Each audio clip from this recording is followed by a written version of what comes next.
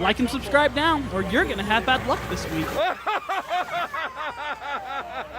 Ghost cities aren't only found in movies. All across the world, there are mysteriously abandoned cities and towns that give us a glimpse of the past. From the infamous nuclear disaster zone near Chernobyl to Henry Ford's doomed jungle paradise, let's have a look at the top 10 abandoned cities that you can actually visit too. Let's begin.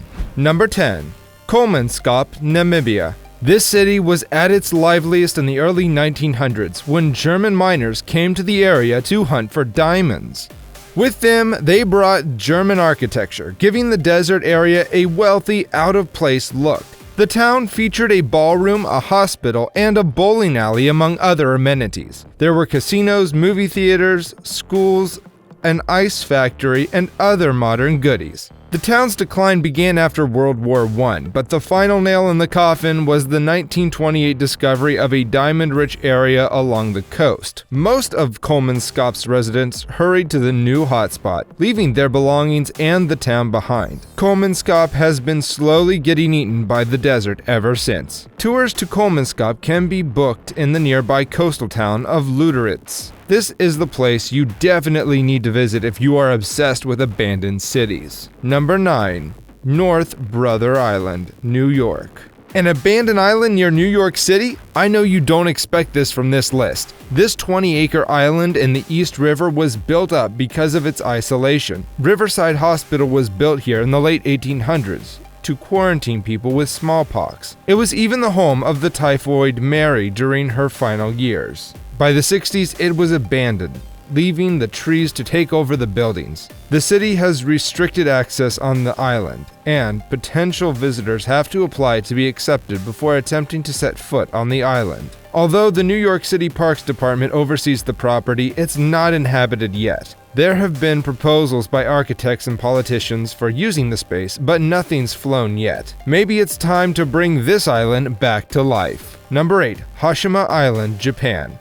This list could be filled with abandoned cities from just the continent of Asia. One of the biggest and most abandoned cities is in Japan and is commonly known as Hashima or Gunkanjima, meaning Battleship Island. Hashima is actually an abandoned island located off the coast of Nagasaki. Sadly, the battleship doesn't turn into a transformer as you would normally expect from an island in Japan. Hashima is home to a population of exactly 0. But it wasn't always like that. Originally developed as a residence for people working in the undersea coal mines in 1887, Hashima Island quickly expanded into an island of concrete high-rise buildings housing over 5,000 people. In addition to the unusual community buildings, this island fortress featured a clubhouse, movie theater, communal bath, swimming pool, rooftop gardens, stores, and even a pachinko parlor.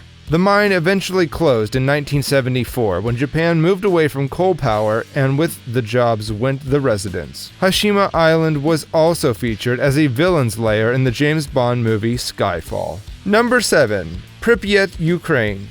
Welcome to arguably the worst nuclear power disaster ever. Pripyat was founded as a Soviet nuclear city in the 1970s to house workers for the nearby ill-fated Chernobyl nuclear power station. It takes its name from the nearby Pripyat River and was officially recognized as a city in 1979, with a population of more than 49,000. Reactor number 4's core at the Chernobyl nuclear plant exploded in late April of 1986.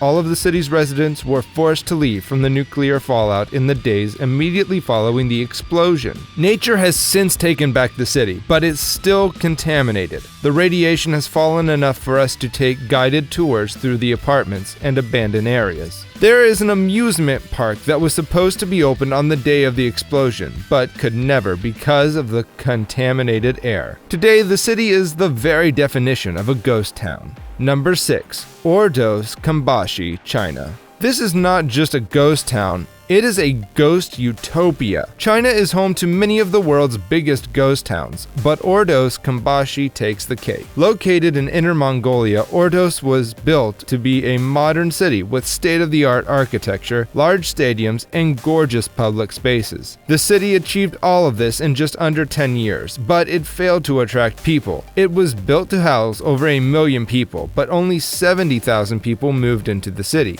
Eventually, those people started to move out as well. The city stopped building and went bankrupt. Today, it is largely a ghost town, and with most of the buildings completely empty. A journalist in 2009 stumbled upon Ordos Kambashi and exposed China's problem with ghost cities. Number 5. Plymouth Monasteriet. The ghost town of Plymouth was once the capital of the Caribbean island of Monasteriet, but in 1995, the Soufriere Hills volcano erupted, causing a mass evacuation. Although residents returned to the town, a further eruption in August of 1997 destroyed approximately 80% of Plymouth and burying it under 1.4 meters of ash. It had led to it being called the Pompeii of the Caribbean. The island of Monasteriet was first discovered by Christopher Columbus on his second voyage to the New World in 1493. Although he didn't land on this island, the first settlers came from Ireland in 1632 after being exiled by the King of England. In the following years, many Irish people emigrated to the Caribbean to escape the brutal suffering imposed on them by Cromwell and the English crown. Monasteriet has been referred to as the Emerald Isle of the Caribbean due to its large number of Irish settlers. The local dialect even consists of some Irish words. The government has tried to bring back Plymouth, but it's nearly impossible because the destruction is just too much. We must never play with nature. Number 4. Angbat, Turkmenistan. When I said this list could be filled with abandoned cities from Asia, I was not joking. If you take a quick look at the city, you would be convinced that it's not a ghost town. Instead, there is just a lockdown in the city. Turkmenistan is a former Soviet Union country with a leader that has been compared to North Korea's Kim Jong-un. President Saparmat Niyazov planned to create a golden area of Turkmenistan in 1991 with the building of Angbat. He did so by erecting buildings that broke records, like becoming the city with the most marble buildings in the world. In fact, the city, which is 4.5 million square meters, has 543 buildings made of luxury material. Ashgabat also has the world's largest Ferris wheel. It was once hailed as a potential tourist city like Las Vegas, but it turned out to be more like Centralia in Pennsylvania. Today, the city is largely a ghost town because of the country's isolated culture. Turkmenistan is one of the least visited countries in the world. Number 3. Belstrino, Italy. Despite its stunningly beautiful structures that are still standing, it would be a lot of cash to rebuild this Italian town 40 miles south of Genoa. The medieval hilltop town of Belstrino was abandoned in 1953 following a number of earthquakes, though the new town with the same name below it remains home to several hundred people.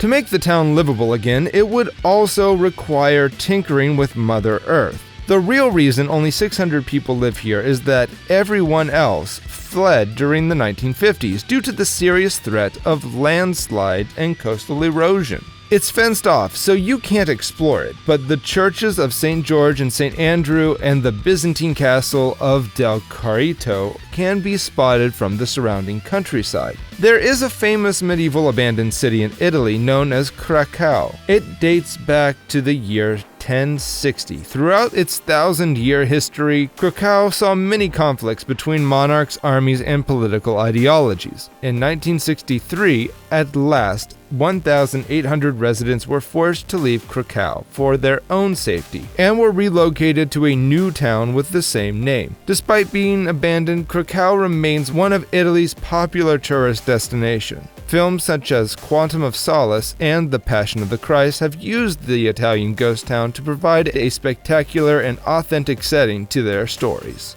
Number 2.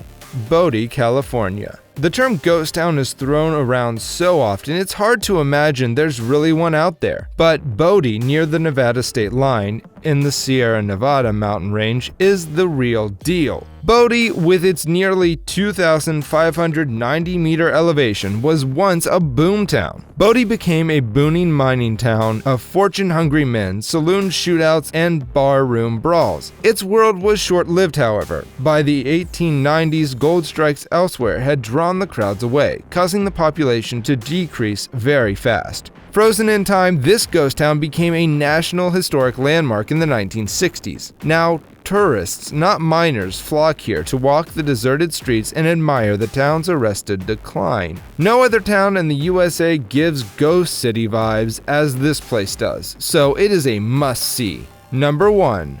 Fordlandia, Brazil. If you have never heard of Fordlandia before, don't worry, Google has. The search engine recognizes it easily. Deep inside Brazil's Amazon rainforest sits the ramshackle remains of what looks like an industrial town. One of the first things you'll see upon entering is a water tower with a faded Ford logo. That's because more than a century ago, the founder of Ford Motor Car Company, Henry Ford, turned that space of land into not only a business operation but a social experiment of sorts. It may not look like it nowadays, but decades ago, the colony was Ford's bright and shiny idea for a new kind of industrial operation. And at first, it seemed promising. Ford Motor was selling thousands of cars and using massive amounts of rubber for its tires, which came from the Amazon forest. Henry put a lot of investment into the forest and created an industrial utopia. By the time World War II ended, Ford did not see the need to keep the Brazilian plantations open and sold them to the Brazilian government for just $250,000. Fordlandia still remains, and you can visit it anytime.